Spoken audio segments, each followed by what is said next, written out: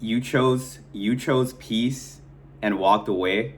That drove the Warlock insane, and so they started a smear campaign. So you got into whatever situation. This person you found out was probably manipulating you, manipulating others around them, pretty much just like creating like a toxic environment for yourself, and you decide to walk away from this person. Now, warlocks, they love control. They hate losing it. They were traumatized from the past where they felt like they didn't have any power. So you walking away probably reminded them of a old situation. You probably reopened a wound, and they could not stand for that. Even though you chose to like walk away, you didn't have any drama. You didn't tell anyone what this person got going on. But the thing about warlocks is they also think that you think like them.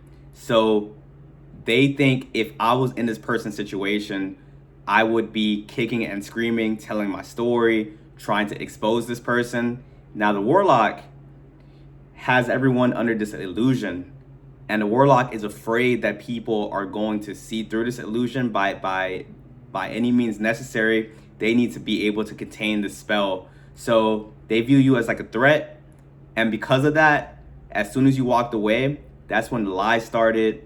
That's when the slandering started, the rumors, and this stuff got back to you. And this isn't like your first smear campaign that you've probably went through, but this smear campaign has you confused because this person is accusing you of doing everything that they are doing. So everything they're saying about you is exactly what you see this person is, and that's because they have to do a role reversal like on you. They have to act like they're the victim in a situation. They have to act like they are you. And some of these warlocks, in order to keep the cognitive dissonance from taking over, they have to actually believe said lies. Like sometimes they are so deep in it that they believe the things that's being said. And that's why these people come across as very convincing. But you see this person for exactly who they are. You see through the lies, you see through the manipulation, you see through the veil, and you don't really let these things get to you because this isn't your first rodeo. This isn't your first battle in spiritual warfare. By now, you guys should be like spiritual warriors. If not, if this is like your first time ever going through something like this, then hopefully this video is bringing you clarity. But you're going to get the understanding that the best thing to do when these things are happening to you is just ignore it.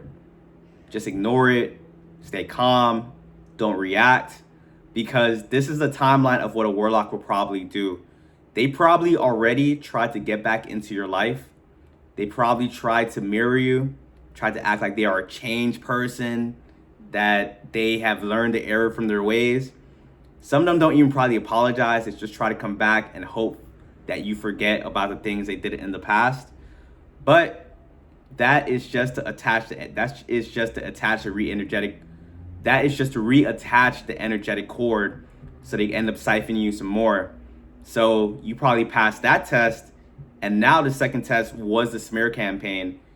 And what you're seeing is the more you ignore this person, the more you don't react, the crazier and crazier this person is becoming.